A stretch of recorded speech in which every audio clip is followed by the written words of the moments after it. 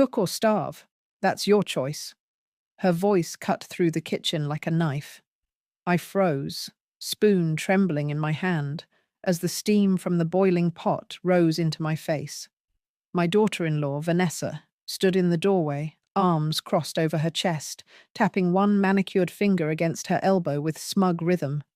Her lips curled into a smirk, like she was savoring my humiliation. I felt the sting of tears press against my eyes, but I swallowed them down. I wasn't going to give her the satisfaction. Not her. Not today. But Vanessa leaned forward, her glossy black hair falling over one shoulder, her perfume, sharp, artificial, filling the space between us. "And don't even think about telling Ethan. He'll never believe you." Ethan. My son. My only child. The boy I carried at 19, raised with every ounce of strength after his father walked out on us. The man I sacrificed for. Late nights, double shifts, skipped meals, just to see him graduate, succeed, build a life. And now that life included her, Vanessa, his wife, the woman who smiled in front of him and spit venom when his back was turned. I wanted to scream at her, to throw down the spoon and remind her that this was my kitchen, my house, before it was ever hers, that I had earned respect with every wrinkle on my face, every callus on my hands. But my voice caught, because deep down I knew she was right. Ethan wouldn't believe me. He never did.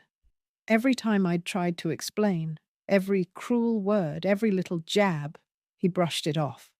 "Mum, she's stressed. Mum, you're overthinking it. Mum, please, just try to get along." That's what he told me, again and again, until I stopped trying. So I stood there, silent, stirring the pot as if my life depended on it. The smell of onions and garlic filled the kitchen, but beneath it lingered something else, something sour. My own shame, my own helplessness. "Faster?" Vanessa snapped, glancing at the clock.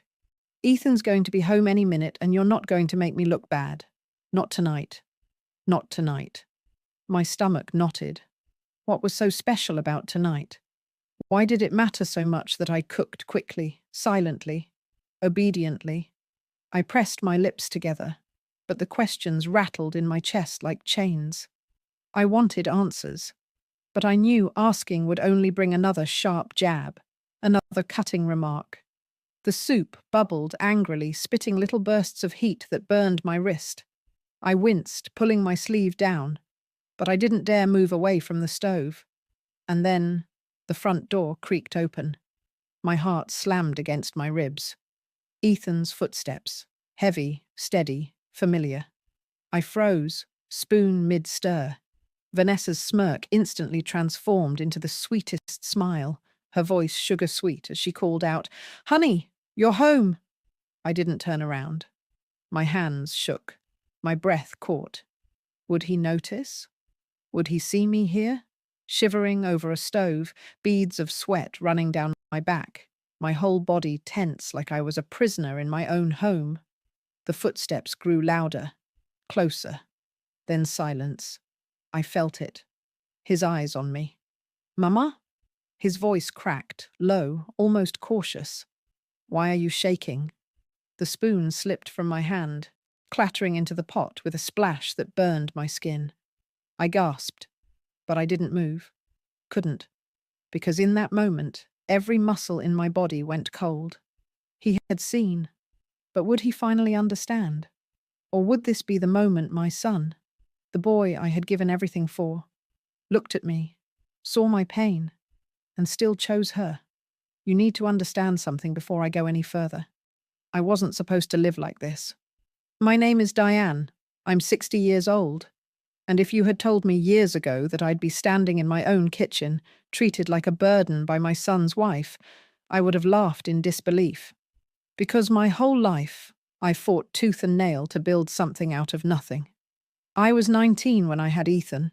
His father, my high school sweetheart, was gone by the time Ethan turned 3. Left us for another woman. I still remember the night I found the note on the kitchen table, folded neatly beside an empty coffee cup. "I'm sorry, Diane. I can't do this anymore. I didn't have time to cry. I had a toddler clinging to my hip and a pile of bills on the counter. So I worked. Day after day, night after night. I cleaned offices at midnight. I flipped burgers in the morning. On weekends, I sewed clothes for neighbors just to scrape together enough to buy Ethan his first pair of sneakers that weren't from the thrift store. I used to whisper to him at night when he was small, "One day, baby, you'll have everything I never did. One day you'll live the life I could only dream of." And I meant it. So when he grew up strong, smart, and ambitious, I thought my sacrifices had finally been worth it. He got into college on scholarships, graduated with honors, and landed a steady job in finance, the kind of job that gave him pressed suits, a shiny watch, and weekends at wine tastings I could barely pronounce. I was proud, so proud. And then he met her, Vanessa. She was stunning, I'll give her that. Chestnut hair styled in perfect waves, lips painted red like she had stepped right out of a magazine. She was 10 years younger than Ethan, a yoga instructor with a social media following, always dressed in designer clothes that looked effortless but cost more than I made in a month. The first time she shook my hand, her nails dug into my skin just a little too tight. Her smile was wide, but her eyes, icy, calculating. Still, I told myself, if she makes Ethan happy, then I'll make peace with it. But happiness wasn't what she brought. The red flags started early and I ignored every single one. At family dinners, she'd roll her eyes when I told old stories. When I brought Ethan's favorite casserole, she'd wrinkle her nose and whisper, "So heavy. We don't eat like that anymore." She once even joked, in front of friends, "Ethan's mum is sweet, but she's kind of old-fashioned. Doesn't really fit in." I laughed along, pretended it didn't hurt. But when I went home, I cried into my pillow like a little girl. And Ethan? He never noticed. Or maybe he chose not to. Because every time I tried to gently point out how she treated me, he'd brush it off. "She doesn't mean it, Mum. She's just stressed with work. Please, just give her time. Give her time." But time only sharpened her claws. When I sold my house to move in with them, yes, my own decision, because Ethan swore it was our family home now, Vanessa's smile nearly cracked her face. She told me I'd always have a place with them. But the second the papers were signed, I noticed how she started rearranging everything, the furniture, the kitchen, even the family photos. Mine disappeared from the walls, one by one. And then came the rules. "Diane, don't use too much detergent. It ruins the machine. Diane, if you're going to cook, you need to make it healthier. Ethan doesn't need all that butter. Diane, can you please not tell Ethan about this? He doesn't like conflict." It was like death by 1,000 cuts. Small humiliations stacked on top of each other, until the weight nearly crushed me. I tried to stay quiet, to convince myself I could endure it. After all, wasn't this what mothers did? Sacrifice their pride for their children's happiness. But every day, I felt myself shrinking. Until one night, when Vanessa's mask finally slipped in a way I could never ignore.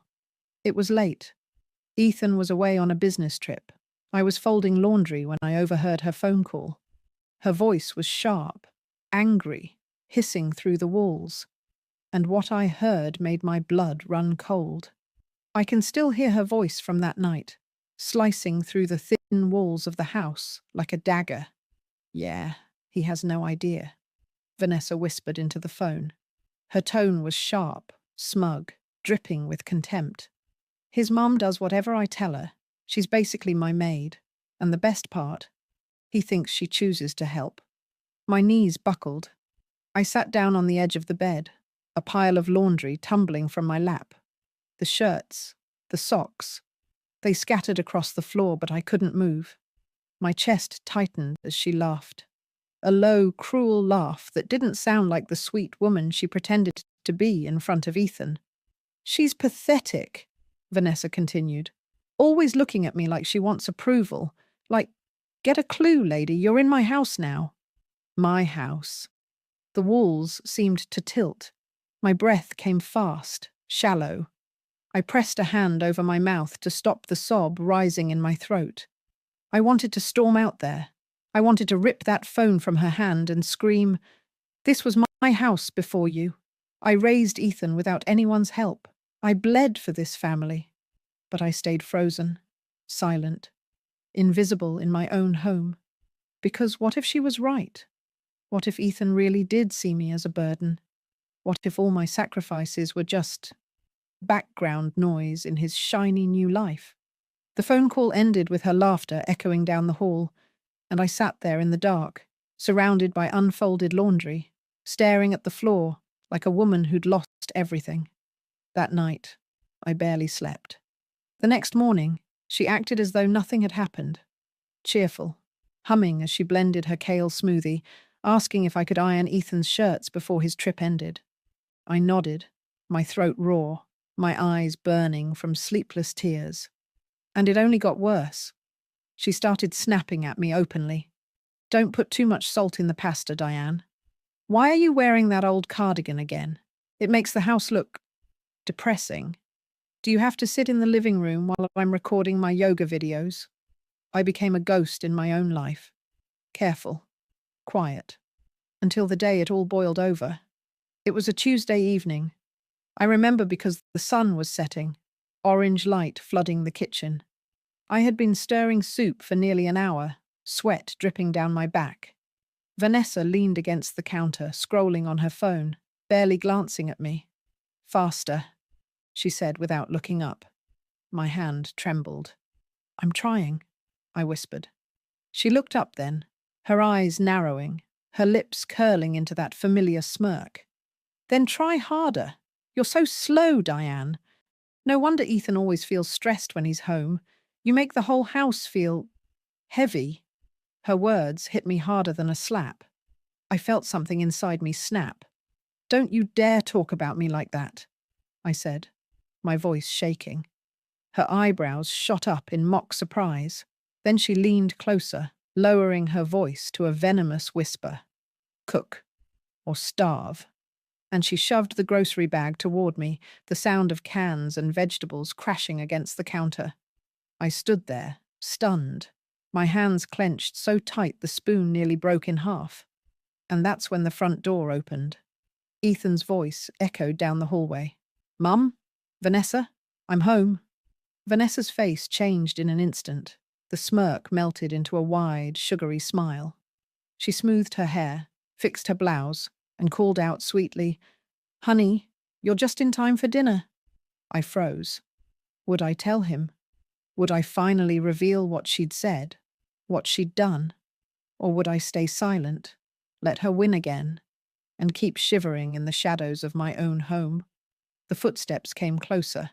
My son's familiar silhouette appeared in the doorway. His eyes landed on me, sweating, trembling, gripping the spoon like a lifeline. And for the first time, I saw confusion flicker in his face. Concern. "Mama?" he asked softly. "Why do you look so scared?" Ethan's question hung in the air like smoke. "Why do you look so scared?" My lips parted, but no sound came out.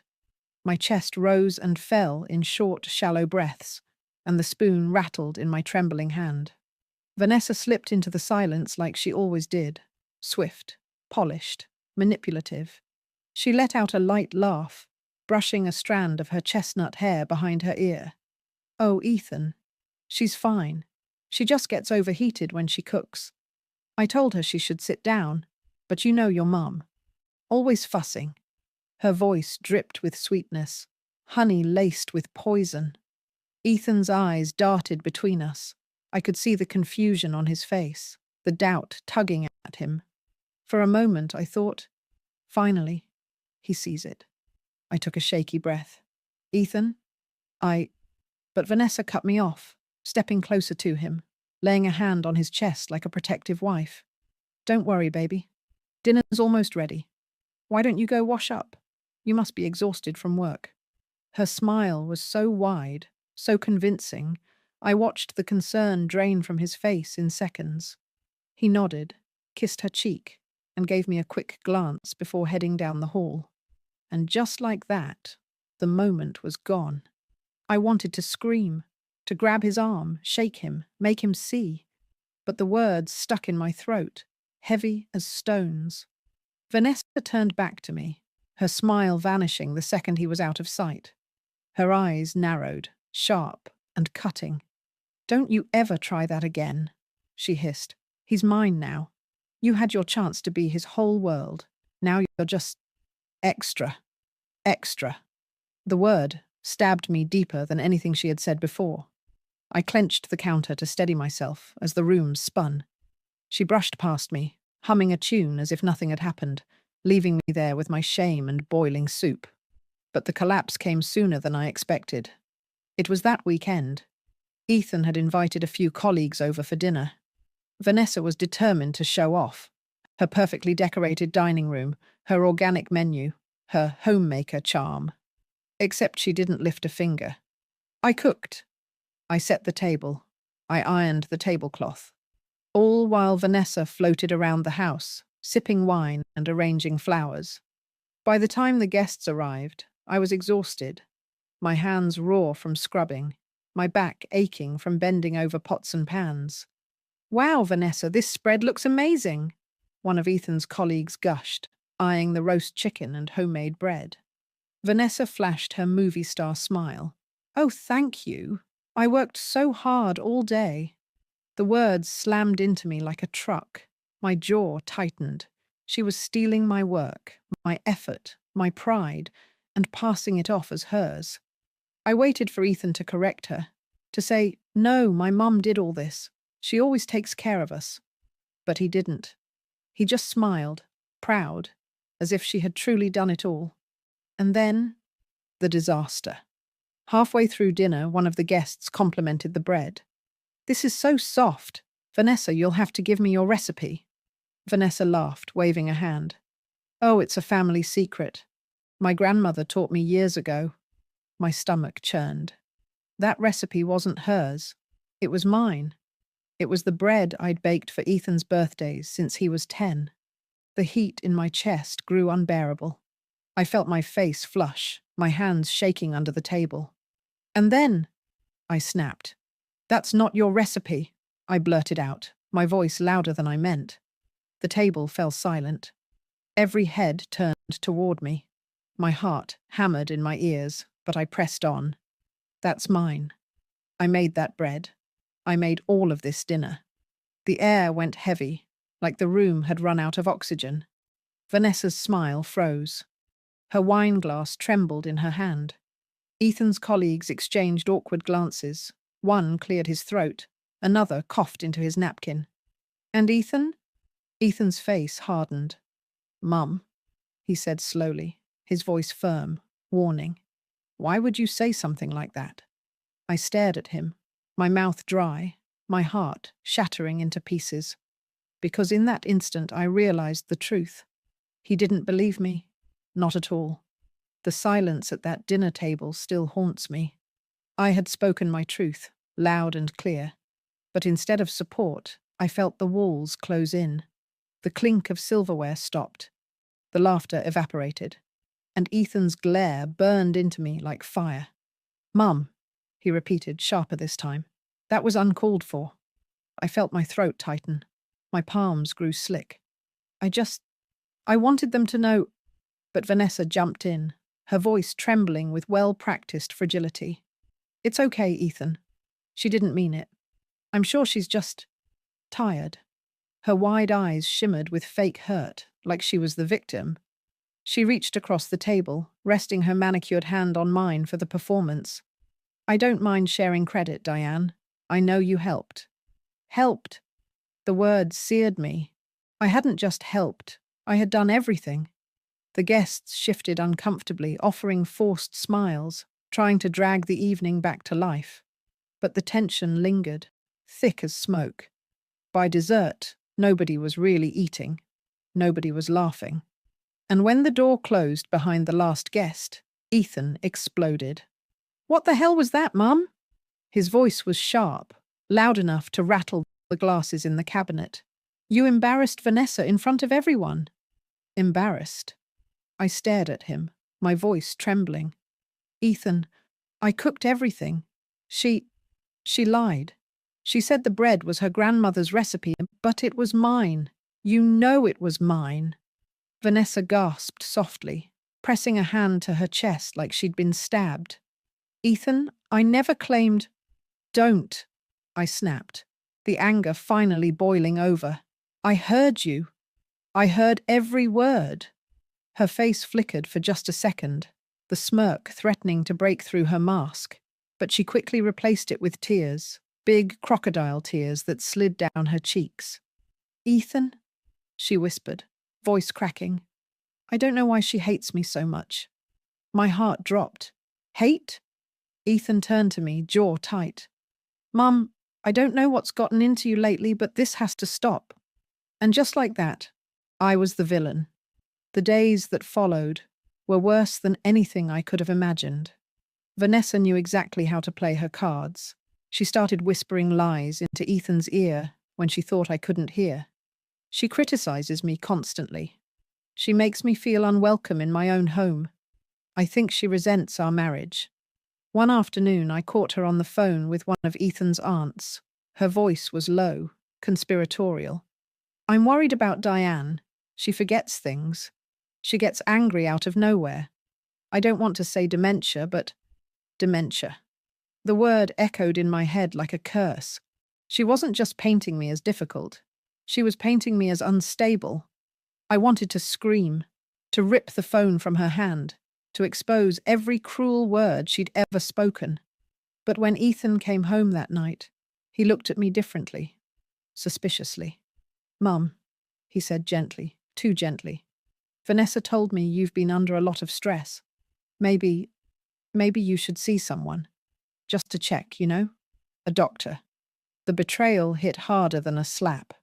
My son, the boy I'd raised through hunger, sickness, loneliness, now looking at me like I was broken, like maybe I was losing my mind.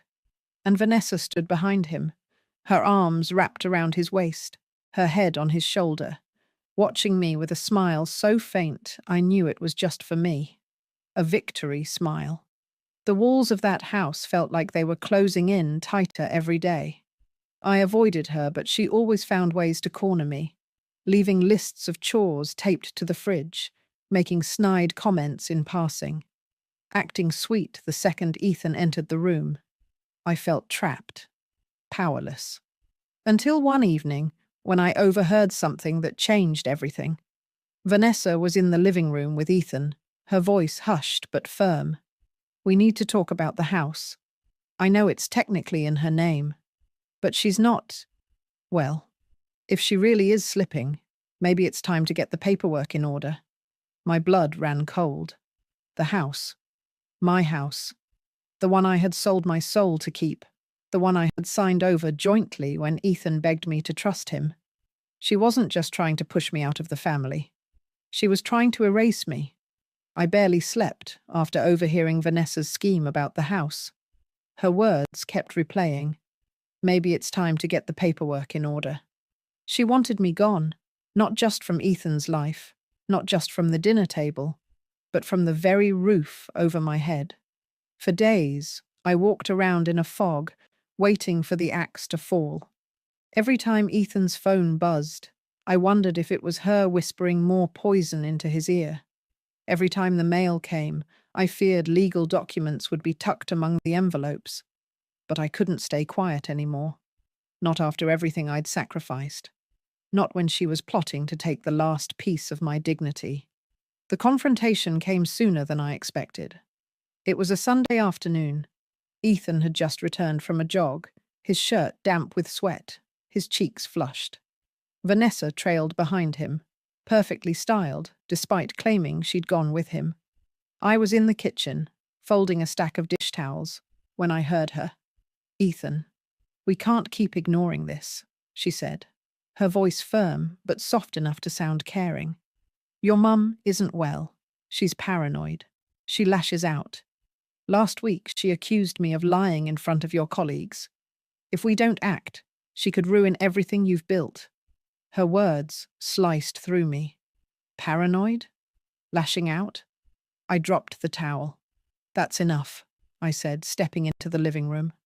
My voice trembled, but I didn't care. You will not lie about me in my own home. The room fell silent. Ethan froze, his eyes flicking between us. Vanessa's lips parted, then curved into a trembling smile. Diane, please, she said, her tone laced with fake pity. We're just worried about you. I laughed bitterly. Worried? You've done nothing but belittle me since the day you walked through that door. Ethan raised a hand, his brow furrowed. Mum, let's calm down. No!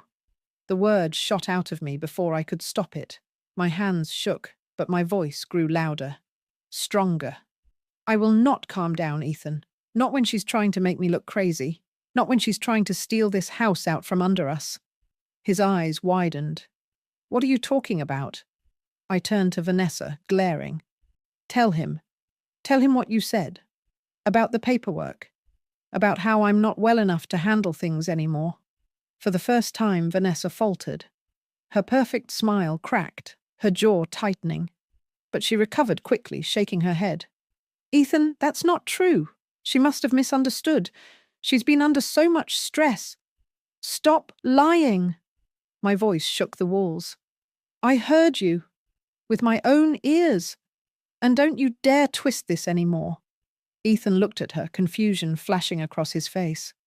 Vanessa, did you say that? She laughed nervously, reaching for his arm. Of course not. Baby, you know I'd never… But this time, something in his expression shifted. For the first time, doubt crept in. I stepped closer, my voice breaking but fierce. Ethan, I raised you alone. I worked 3 jobs to keep food on the table. I bled. I starved. I gave up everything so you could have a better life. And now she wants to erase me, to make you believe I'm weak, unstable, worthless. But I am none of those things. Tears spilled down my cheeks, hot and unstoppable. I am your mother, and I will not let her destroy me. The room crackled with tension. Vanessa's face flushed crimson, her mask slipping for the first time. She turned to Ethan, her voice shrill. Are you really going to believe her over me? After everything? She's manipulating you, don't you see? But Ethan didn't answer. His jaw clenched. His gaze lingered on me, then on her. And in that silence, I saw her panic rise. For once, the control wasn't entirely hers. Vanessa's eyes darted wildly, her voice cracking. You know what? Maybe this isn't working. Maybe your mum should just…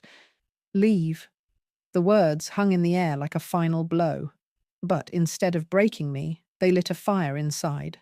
No, I said, my voice low but steady. I'm not leaving. Not this house. Not my son. Not my life. Vanessa's mouth fell open. Ethan exhaled slowly, his shoulders heavy. And then he spoke words that made my heart stop. Maybe it's time I heard everything. From the beginning. Ethan's words echoed in the silence. Maybe it's time I heard everything. From the beginning. Vanessa's face drained of color. She wasn't expecting him to say that. Not after months of spinning her web, feeding him lies and turning him against me. For the first time, she looked cornered. My chest rose and fell in shallow breaths. But I knew this was my chance. Maybe my last chance. So I told him. I told him about the insults whispered when he wasn't around. About the phone call where she mocked me, calling me her maid. About the night she claimed my bread recipe as her grandmother's, humiliating me in front of his colleagues. And finally, about overhearing her scheme to take the house. Every word spilled out of me, shaky but unstoppable. Ethan's expression shifted as I spoke. Shock, anger, confusion, and finally something that looked like realization. Vanessa tried to cut in, her voice desperate. She's exaggerating. She's twisting everything. But Ethan held up a hand, silencing her. His gaze locked on me. Mum, why didn't you tell me sooner? My heart cracked. Because every time I tried, you brushed me off. You believed her over me. My voice broke. And I was afraid. Afraid that if I pushed too hard, I'd lose you completely. The tears I had swallowed for months spilled freely now, running hot down my face. For a moment, Ethan stood frozen. Then he turned to Vanessa. "Is any of this true?" His voice was low, dangerous. She faltered, just for a second. Her eyes darted to the floor, then back to him. "Of course not, Ethan. She's jealous. She can't stand not being the center of your life anymore." But Ethan's jaw clenched. I knew that look. It was the same one he had as a boy when he caught a classmate lying. His eyes narrowed, sharp, cutting through her excuses. "Enough, Vanessa." The words landed like a hammer. Her mouth fell open. "What?" I said enough. "I've ignored the signs for too long. I wanted to believe you, but I know my mother. She's never lied to me. Not once." The blood drained from her face. She stumbled back a step, her voice rising. "You're really taking her side? After everything I've done for you?" Ethan's voice cracked with anger. "What you've done for me. You manipulated me. You disrespected the one person who sacrificed everything for me. You tried to steal the house she worked her whole life to build." Vanessa's hands shook. She opened her mouth, but no words came out. For the first time, her mask had shattered completely. And then she left. Stormed out the front door, slamming it so hard the walls shook. The silence that followed was deafening. I stood frozen, my heart pounding in my chest. My knees felt weak, like I might collapse. Then Ethan turned to me. "Mama?" His voice was soft, almost broken. His eyes glistened with tears. "I'm so sorry. I should have listened. I should have believed you." I tried to speak, but all that came out was a choked sob. He stepped forward, wrapping his arms around me like he hadn't done in years. And for the first time in so long, I felt my son, not as the man torn between two lives, but as the boy I'd raised, the boy who once clung to me when storms shook the house. We stood there for what felt like forever. The days that followed were messy. Tears, apologies, hard conversations. Ethan confronted Vanessa directly. Divorce papers came soon after. The house? Safe. My name remained on it. Untouchable. But more than the legal battles or the shouting matches, what mattered most was this. Ethan saw me again. He finally understood the truth. And me. I found something I thought I'd lost forever. My voice. My strength. Because I realized something important. Silence is not survival. Silence is surrender. And I was done surrendering. Today I wake up in my home with peace. No one snapping orders. No one making me feel small. Just me, my garden, my coffee, and the freedom I thought had been stolen. And Ethan? He visits often now, alone. And every time he thanks me for never giving up on him, even when he couldn't see the truth. Would I ever forgive Vanessa? No, not for the lies, not for the cruelty. But I don't need revenge. Her absence is victory enough. And if you take anything from my story, let it be this. Never let anyone erase your worth. No matter how small they try to make you, your truth will always shine through if you find the courage to speak it. So tell me, if you were in my shoes, what would you have done? Let me know in the comments, and don't forget to subscribe for more true stories.